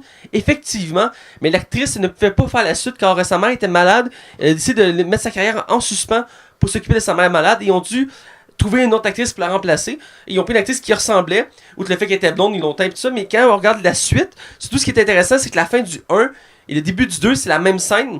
Et si on regarde bien les plans, on peut voir que c'est pas la même actrice, mais la façon qu'elle est faite, c'est pour faire croire que c'est la même actrice. Ils l'ont bien maquillée et tout ça. Donc ça paraît pas, je savais pas moi dès le début. C'est ma mère qui me l'a dit quand j'ai écouté la semaine passée des films. J'ai parlé des films, elle m'a dit, je sais pas si t'avais remarqué, mais l'actrice dans le 2 et 3, c'est pas la même. J'étais comme, ah ouais? Fait que j'étais allé voir sur le Wikipédia et effectivement, Claudia Wells, elle jouait juste dans le premier. Par contre, ils ont fait des jeux récemment, Telltale ont fait les jeux qui est la suite de Back to the Future. Oui. Et dans les jeux, on voit la copine de Marty McFly et elle est doublée par Claudia Wells. C'est elle qui revient faire la voix et non l'autre actrice qu'on prie pour faire la copine. Donc, petite anecdote comme ça à savoir. C'est produit par Universal Pictures. Distribué par Universal Pictures. Metacritic a donné une note de 86% d'avis positifs. Qui est excellent. C'est excellent. Et le public est dans la même veine avec un 89%, ce qui est excellent en soi. Rotten Tomato un peu plus généreux. 96%, c'est quasiment l'excellence, la parfaiteté. Et 94% pour le public. Écoute, c'est des notes, j'ai rarement vu ça pour un film. C'est mérité, amplement, je trouve. Ah oui, amplement mérité. Amplement mérité. Côté box-office, Max? Dans le fond, le film a coûté 19 millions, qui est un budget très conséquent même pour l'époque, et qui en a rapporté 381 millions, qui est excessivement énorme pour un film d'époque. Absolument, des films d'époque qui étaient un succès pouvaient monter jusqu'à 40, 50 millions. Et est-ce que de nos jours, ils continuent à en avoir? Oui, ce film-là rapporte encore de l'argent. C'est un film qui rapporte de l'argent éperdument, autant que ce soit pour tout ce qui est autour, séries, films, jeux, jouets. Il y a eu tellement de choses sur ce franchise-là, le film encore est diffusé dans certaines salles pour, mettons, une soirée, mettons. Mais c'est plein. À chaque fois, fois c'est plein. Tu te trompes pas. Puis il y avait déjà eu des rumeurs que les films auraient ressorti en 3D. Je pense qu'on a quelque chose, cette valeur. Il avait parlé qu'il allait les refaire en 3D, effectivement. Ça fait longtemps aussi qu'il demande s'il allait avoir une suite. Ouais. Et Steven Spielberg avait dit non, je ferais pas de suite à ça. Non, c'est Zemeckis qui a dit qu'il faudrait pas de suite. Ça, c'est Zemeckis a dit non, je ferais pas une suite à ça. De son vivant. Par contre, 2 choses à savoir, il existe une suite en série animée qui a eu 3 saisons, qui était entre autres le narrateur c'est Christopher Lloyd, je savais pas, je l'ai découvert récemment, et c'est la suite des 3 films. Puis on a aussi les jeux vidéo que je parlais tantôt de Telltale, qui est une autre suite aux 3 films. C'était pas très bon. Ben, j'ai jamais fini, j'aimerais ça les finir. Depuis que j'ai vu les films, j'ai le goût de retourner à ce jeu-là puis les finir. Mais j'avais aimé retrouver les personnages et voir l'histoire continuer. Mais effectivement, c'est pas au même calibre que les films en termes d'histoire. Mais c'était surtout basé sur des paradoxes. Ils focusaient vraiment sur ce concept-là. Mais la série m'intrigue beaucoup. Je pense que je vais regarder des épisodes pour le fun. Côté anecdote, j'en ai une dernière pour vous. Pour ce film-là, parce qu'il y en a d'autres. Non, en fait, j'en ai 2 courtes anecdotes, je vais me dépêcher parce que je veux vous parler aussi. La première, c'est qu'à la base, leur premier show c'était Michael J. Fox. Oui. Mais à l'époque, il ne pouvait pas être dans le film parce qu'il tournait la série Sacrée Famille, qui est une série très populaire à l'époque. Il l'a fait connaître aussi. Il l'a fait connaître. Et donc, on fait ok, mais on prend le deuxième choix qui était Eric Stoltz. Peut-être l'avez déjà vu, il ressemble à Michael J. Fox à l'époque. Les deux avaient la même gueule. Ils se ressemblaient beaucoup. Et il avait commencé à tourner des scènes avec Eric Stoltz. Et le réalisateur n'aimait pas. Il aimait pas l'acteur, il le trouvait trop rigide, il le trouvait pas assez comique, et ils ont fini par le mettre de côté et d'attendre que Michael J. Fox soit disponible. Ils ont retardé le tournage pour lui, et il a finalement pu se détacher de la série pour se concentrer sur les films, sur le film, et il a pu faire le film. L'autre anecdote, c'est que la scène finale où il retourne dans le présent, à la base c'est censé se faire dans un lieu d'essai nucléaire. À l'époque, il voulait faire le scénario original, c'est qu'il allait dans un centre d'essai nucléaire et que l'énergie d'une bombe nucléaire allait le permettre de retourner dans le présent. Mais ils ont changé la scène parce qu'à l'époque il y avait une crise sur le nucléaire. Ils voulaient pas que le film soit mal associé à ça. Donc ils ont revisé le concept et ils ont préféré utiliser l'éclair comme on voit dans le film pour la scène. Et petite dernière anecdote, à la base, il était pas censé faire une suite. La scène qu'on voit à la fin du film, c'est juste comme une sorte de joke. Et c'est pour ça que ça a pris 4 ans entre le 1 et le 2 avant qu'il y ait la suite. Parce qu'au début, il pensait pas que ça allait pogner autant. Donc ils ont fait le film, puis on laissé aller. Puis Zemeckis a eu vraiment de la misère à vendre ce projet-là. C'était un des films les plus durs à vendre à un producteur. Oui, puis ça a été excessivement difficile de faire les suites. Il n'y avait pas d'idée au début, ils cherchaient. Ils ont fait comme des dizaines et des dizaines d'essais de scénarios avant de prendre le 8 du 2. Puis c'était très difficile. Le 3 c'était un peu moins pire, mais entre le 2 puis le 1 et le 2, c'était très difficile de travailler là-dessus. Puis tout récemment, Zemeckis a avoué aussi que ça y a pas plu de faire un film dans le futur. Il voulait pas faire un film dans le futur à la base. Ah, ça je l'avais pas vu passer. Ouais, ça fait peut-être un an que c'est sorti. Ok. Puis il a pas eu le choix à cause de la fin du 1, genre. Puis c'est pas lui qui a décidé à la fin du 1 à l'époque. Ah, ok. Fait que, ouais. Bref, on va aller du côté du casting. Oui. On va commencer en parlant du personnage principal, Marty McFly, qui est joué par Michael J. Fox. Je vais laisser Hugo commencer. Ben oui, qui de mieux que jouer Marty McFly que Michael J. Fox. C'est comme c'est un des meilleurs là, tout le long. J'ai revu vite fait le film avant de m'en venir. Puis écoute, je regarde les photos qu'ils ont pris pour Eric Stoltz. Puis on s'entend que Michael J. Fox a l'air de le faire meilleur que Eric Stoltz. Ben selon les commentaires, parce qu'il y a selon les commentaires aussi. Je crois que dans le making-of, on peut voir des scènes de Eric Stoltz. J'avais vu ça à un moment donné passé. Mais à la base, il était beaucoup moins comique, ce qui est l'avantage de Michael J. Fox. Il y a un côté comique qui est très bon. Avant de continuer, je vais laisser Max aussi partager son... Moi, Michael J. Fox, ça a toujours été dans mes acteurs qui ont percé comme mon enfance. Et pour divers films, pas juste pour Back to the Future. Puis je trouve tellement de valeur que cet acteur-là soit tombé malade de même. Je suis sûr que ce serait un acteur encore aujourd'hui qui aurait une méchante belle carrière. Oui. Je suis certain. Il a une gueule de gars qui aurait fait longtemps. Là, tu sais, là. Puis bref, Michael J. Fox, tu vois que le personnage était comme quasiment... Tu le vois qu'il est écrit pour lui. Ça se sent. Tout le long, il y a des castings qui se trompent pas. Là. Puis ça, c'est une des belles époques du cinéma où que justement les films comme ça, j'ai l'impression qu'il y avait une des plus grandes réflexions au niveau du casting. Ils prenaient vraiment le temps de choisir, ok, non, toi, t'es fait pour ce rôle-là, puis toi, t'es fait pour ce rôle-là. Je pense qu'on peut pas faire mieux que ça en ce moment, comme film, genre. Non, effectivement, moi aussi, Michael J. Fox, on voit que le personnage était fait pour lui. La preuve, c'est qu'on a attendu pour qu'il puisse le faire. Et ça se ressent dans le film. On voit que le personnage, c'est comme si c'était lui. On oublie que c'est l'acteur qui est là, mais que c'est le personnage, et il est très bon.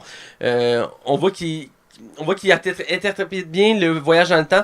On voit comment il est désorienté, comment il embarque son humour. Il est gaffeux, tout ça, mais on s'attache beaucoup au personnage. Et il est vraiment, puis il est humain, dans le sens que, tu sais, il profite pas du système. Ça aurait tellement pu être un personnage que il se profite du voyage dans le temps comme Biff Tannen dans les Suds, qui va profiter du voyage dans le temps à son avantage. Lui, il est juste là par erreur, puis il veut pas changer l'histoire.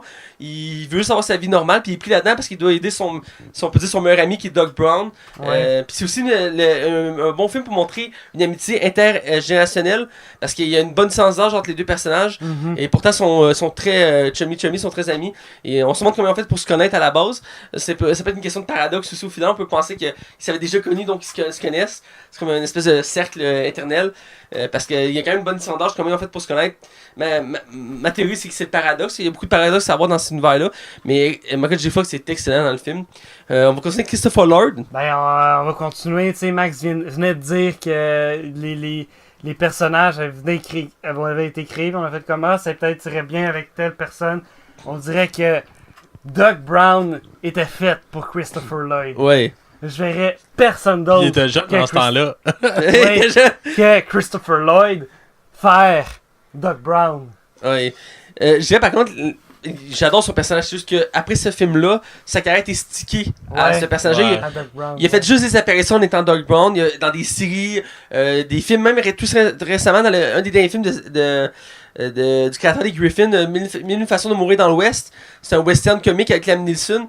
Et à un moment donné, dans une des scènes, ils sont dans le village. Et il rentre dans une grange. Il fait Doc, qu'est-ce que vous faites? Puis c'est Doc Brown qui se retourne. Puis c'est joué par Christopher Lloyd. Puis tu vois qu'il y a la DeLorean qui est cachée avec une couverte. Il fait je fais rien, je fais des tests météorologiques. Là. La réponse est toujours là. Puis on ne l'oublie pas. Donc le personnage était fait pour lui. Il est très bon. Mais il a fait beaucoup de sitcoms, Christopher Lloyd. Ouais. Là. Il a fait vraiment beaucoup. Il a joué entre autres dans une série culte des années 80-90, la famille Adams. Hein? Il a joué dans la famille Adams. Ah ouais? Ouais. Dans la dernière série des familles Adams, la dernière qu'on fait, là, il jouait dedans. Il jouait dans Taxi aussi, une série de l'époque, là. Ça vous dit peut-être à rien. Quand j'étais jeune aussi, à Vrac TV, il y avait une série qu'on suivait des jeunes dans une école d'art, puis le directeur de l'école, c'était lui. Ah ouais? Ouais, je me sais plus c'était quoi, c'était sur le bord de l'eau, de la mer, genre, pis c'était une belle école full riche, privée. Pis c'était plein de jeunes qui apprenaient à danser, à chanter, tout ça. Pis le directeur de l'école, c'était lui, pis il était habillé avec des vestons, cravates, pis il était vraiment chic, tout ça. Pis à chaque fois que je le voyais, je pensais à Christopher Lloyd, pas Christopher Lloyd, à Doc Brown. Pis récemment aussi, j'ai fait un onglet très drôle, Max va pouvoir comprendre, toi non, avec la saga Batman Arkham, les jeux vidéo. La voix du Joker, c'est la même que Doc Brown. Ah ouais? Pis ce coup, je l'ai pas connu, pis quand je l'ai connu, j'ai trouvé ça tellement drôle. Parce que c'est le même doubleur qui fait Doc Brown, qui fait le Joker. Ça me fait tellement rire, parce que quand tu regardes ça, tu peux plus reprendre autant le Joker au sérieux. Quand tu réalises que c'est Doc Brown aussi qui parle. Moi je trouve ça drôle, je sais pas si t'avais réalisé ça, Max, mais... Non, pas en tout. Moi c'est des petits détails comme ça qui fait que j'adore. C'est des choses qui fait que la preuve que le film est cool, pis je l'oublierai jamais, là. Je pense qu'on va finir le tour avec le méchant. Qui est Thomas F. Wilson, qui est un des personnages qu'on voit à travers tous les films et aussi à toutes les époques. Il fait partie de Christopher Lloyd et Michael J. Fox. C'est un très Donald Trump dans le 2, hein? Ouais. Il fait très Donald Trump, ouais. Et dans le fond, c'est lui qui fait Biff Tannen, qui est dans le fond, au début du film, c'est comme le boss du père à Marty McFly. Et que dans le passé, c'est le bully de l'école, c'est comme le gros bras qui fait peur à tout le monde. Et autant les époques, moi j'adore ce personnage-là, je trouve qu'il est très bon. Puis autant à chaque époque, il est capable de reviser son personnage, puis il fait différents personnages, parce que dans le nouveau présent, il est comme plus réservé, il a peur, tout ça. Dans le passé, il est balèze, tout ça. Dans le futur, il est comme riche, il a un style de Donald Trump, il est baveux, puis il s'en fout de tout le monde, il fait à sa façon. J'adore voir son personnage, puis lui aussi, il a des phrases cultes. Puis même dans la version western, dans le 3e, il revise encore son personnage. Ben oui. Il fait comme tu sais, il fait le typique méchant du western, puis comme je vais te tuer à l'aube. Fait comme après le déjeuner, puis il y a plein de gags. Oui. Mais il reste que j'ai adoré sa performance à Thomas F. Wilson, puis lui aussi, c'est un acteur que sa carrière était très stickée à ce personnage-là, et qu'après ça, il n'avait pas fait de grands rôles. J'ai vu dans quelques séries et films, mais il faisait tant des rôles secondaires, puis quand tu voyais, tu te pensais tout de suite à Biff Tannen parce qu'il a toujours eu le même look, tu sais. Mais reste que j'ai adoré. Max, qu'est-ce que tu as pensé de lui? C'était un... Comment je pourrais dire? C'était un bonhomme. C'est une brute de l'école. Je trouve que... Tu sais, il y a la carrure puis le visage d'une brute. Encore une raison pour dire que le casting est parfait dans ce film-là. Il représente vraiment la brute de service. Et je suis pas surpris vraiment que sa carrière elle a été figée avec ça. Là. Il y a une phase de ça. Je veux dire, il est bien, là. Tu sais, je veux dire, c'est bien fait. Puis, écoute, c'est ça. Et toi, Hugo?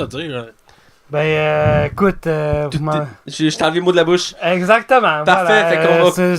Il y a le look d'une brute, puis il joue une brute, voilà. Je vais te laisser une chance de te rattraper avec ton appréciation générale du film. Hey, tu me demandes mon appréciation générale du film. Quand je suis rendu que j'ai trop écouté le film, que je l'écoute maintenant en anglais, c'est signe que j'ai vraiment apprécié le film puis que tu l'écoutes au moins une fois par mois ou... sérieusement, en un an, c'est la deuxième fois que je l'écoute. Un an. En un an. En un an, c'est la deuxième fois que je l'écoute. Il y a un temps, je l'écoutais à chaque année, là, ça fait une couple de temps que je l'écoutais moins, mais effectivement, il y a un temps, c'était à chaque année. Je me tanne jamais de l'écouter, c'est comme, tout comme les Harry Potter, là, je connais les répliques quasiment par cœur. Ah, moi aussi. C'est drôle parce que après je te laisse faire ton impression, Max. À un moment donné, j'avais des cours de rattrapage en anglais à faire. Puis ils nous ont fait écouter un des films que j'ai écouté, c'était Back to the Future. Puis j'étais pas capable de... Parce que je connaissais tellement les répliques par cœur que je prenais pas le temps de le traduire. Je savais ce qu'il disait. Fait que ça m'a pas aidé. Je trouve ça tellement drôle. Ça me fait la même chose avec Harry Potter. Bref, Max, c'est quoi ton appréciation du film? Ben... T'as pas aimé? C'est vraiment ordinaire comme film. Écoute, les effets spéciaux ramassent. Ils ont pas mis The Rock. The Rock a tout changé. The Rock en doc, là. Non, en Biff Tannen. Je le mettrai en doc. En doc. Le Marty, on va péter les gueules. Chez Leboeuf en Marty McFly, là. Mais un sac à papier pour prouver que je suis pas content. Bon. Non, tu mets The Rock pour Strickland. Strickland. Le directeur de l'école. Non, je vais le mettre en doc. En doc, bon, mon appréciation du film, écoute, c'est comme dire... Comment je pourrais dire ça? C'est comme dire, sauver le soldat Ryan, c'était plate. C'est impossible. C'est genre un film qui est tellement bon, qui vit pas, qui passe à travers les temps, que ce soit ma plus jeune soeur qui l'a écouté, qui a comme carrément une destinée de différence avec moi, que ce soit moi qui l'ai écouté au moins, peut-être pas autant que toi Hugo, là, je dois l'admettre, là, mais je l'ai écouté au moins facilement une vingtaine de fois dans toute ma vie.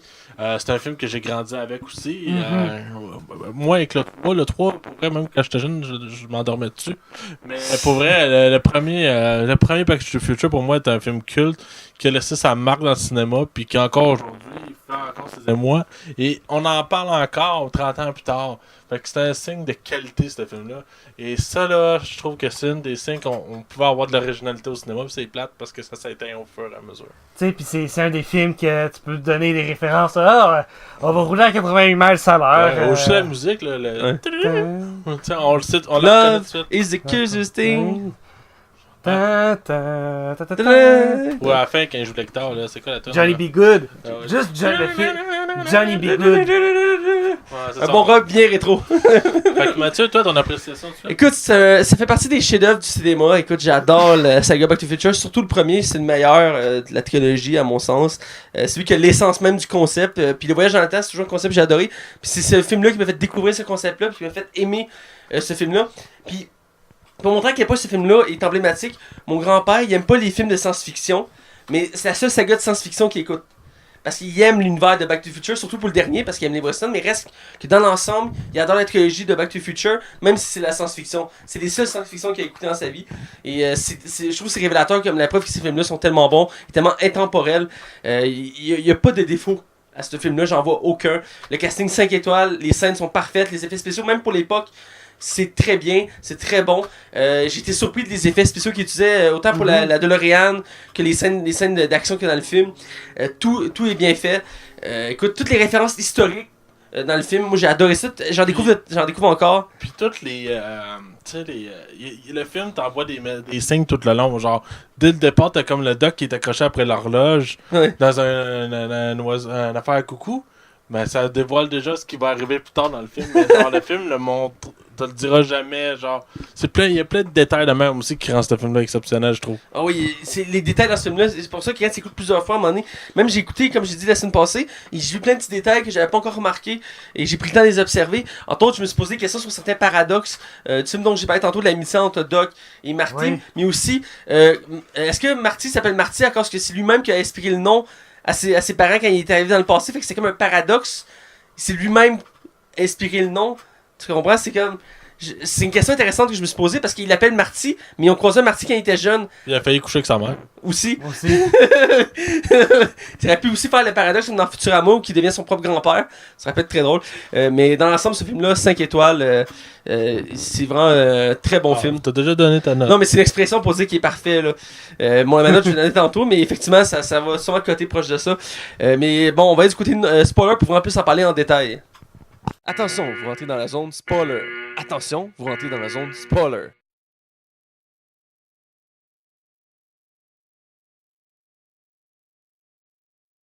Alors, on est du côté spoiler et là on va parler en détail du film. Je me demande même pourquoi on a mis une zone spoiler parce que je pense que depuis le temps, la majorité de personnes l'ont vu là. Si vous l'avez pas écouté, comme une de mes ex, allez-y, écoutez-le là. C'est flush après là. C'est comme shame on you.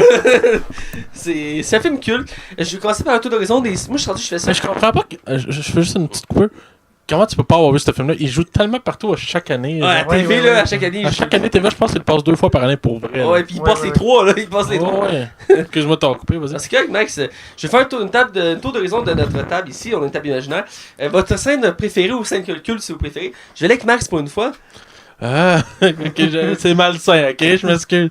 C'est quand il raconte sa mère dans le lit, là, dans sa chambre. Cette scène-là me fait rire tellement qu'il y a du malaise dedans. Puis ça, je me dis dans le temps, tout le monde, vous de le faire comme ça. Ok, tu le vois, il y a des enfants qui ont différents en 30 ans. Je sais plus si ça passerait de faire une scène de même aujourd'hui, mais le fait que sa mère, quand elle le trouve vraiment de son goût. T'sais, elle sait pas que c'est son gars, là, t'sais, c'est correct, c'est ça le but de la blague en bout de ligne.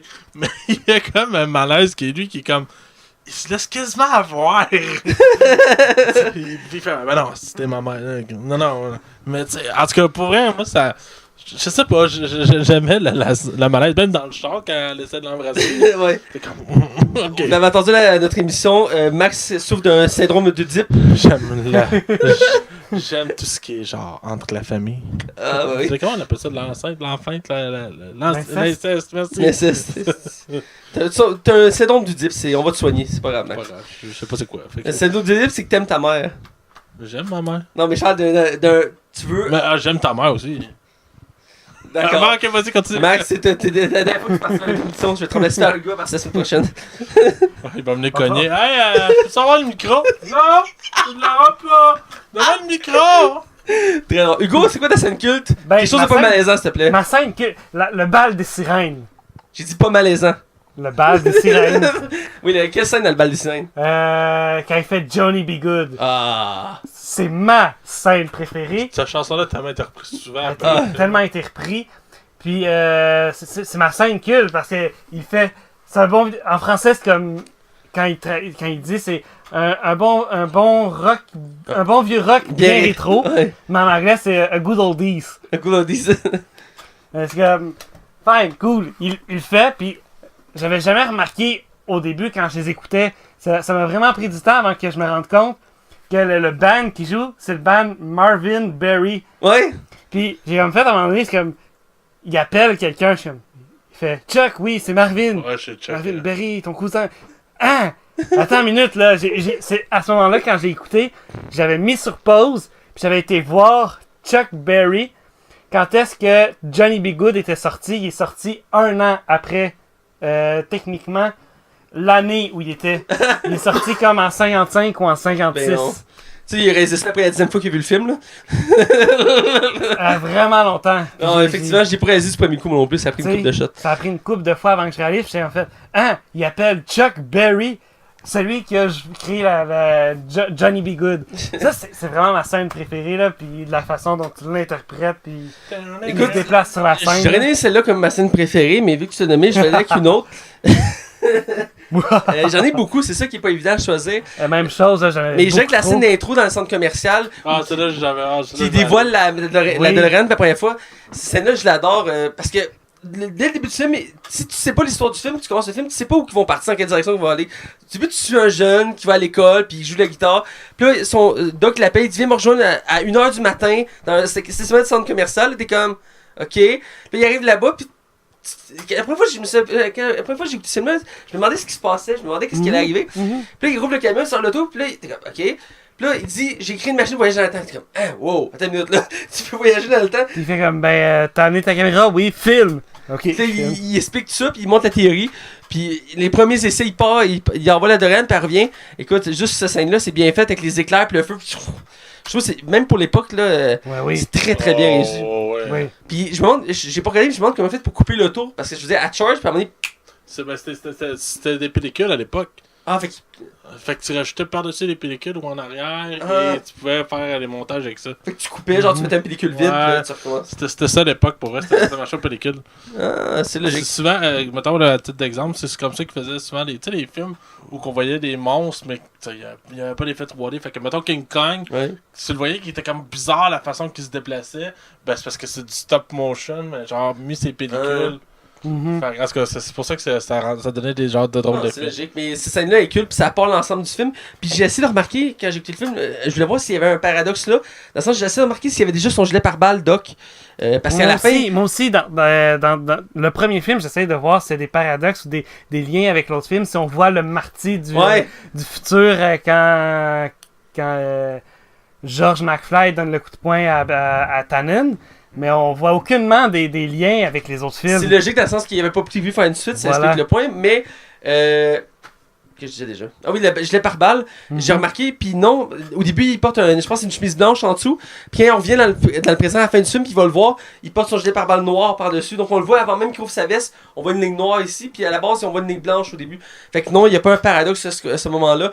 Et même si je m'atterris sur le nom de Marty, je trouve intéressant du fait qu'il s'est lui-même donné son nom en allant dans le passé. Je trouve ça quand même assez intéressant. Et pour revenir avec la scène de Max, ce que j'ai trouvé dommage, c'est que en français, la façon dont il était doublé, c'est quand il l'appelle, il s'appelle Pierre Cardin en français. Okay. Mais quand tu l'écoutes, Pierre Cardin, c'est des marques de bobettes en Europe. Ouais.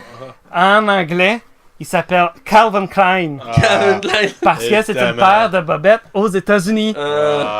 Fait que j'ai trouvé ça poche un peu dans la traduction de traduire le nom aussi. J'avais vu que j'ai écouté les trois en anglais et en français, puis il y a beaucoup de traductions comme ça qui sont mal faites.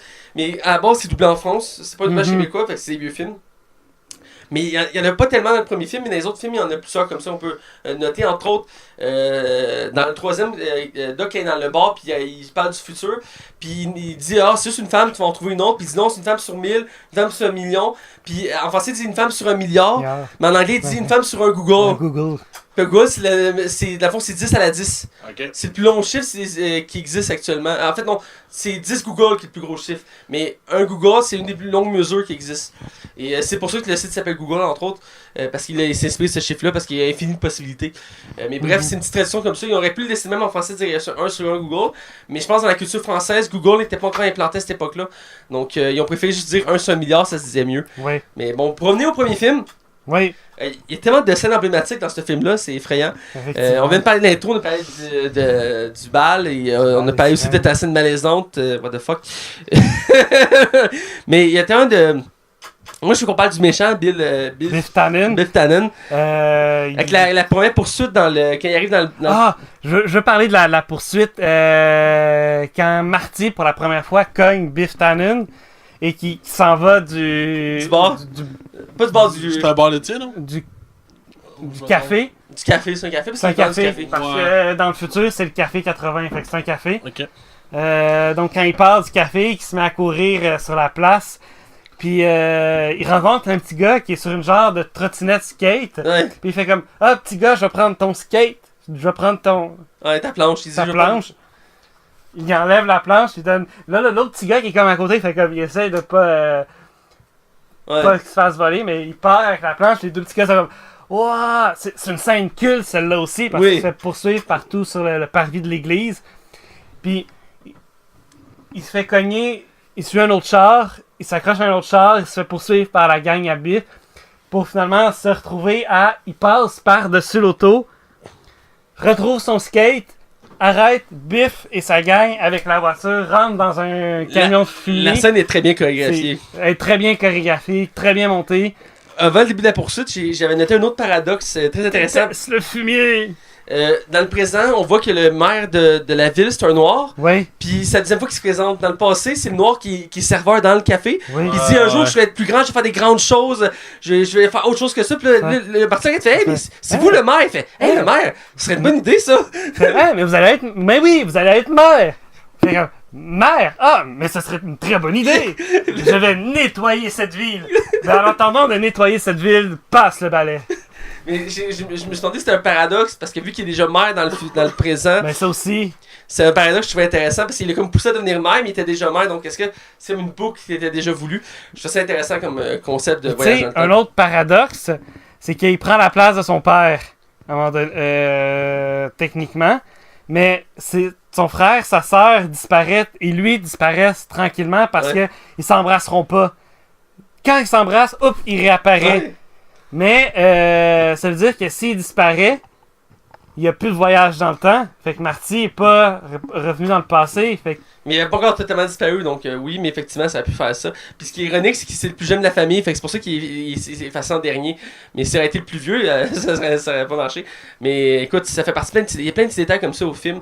Je pense qu'on peut se diriger vers la fin du film, où il part avec la DeLorean, puis t'as la scène avec les claques qui est quand même assez longue, parce qu'il installe le film, il arrive plein de péripéties, le fil débranche, il se rend pas.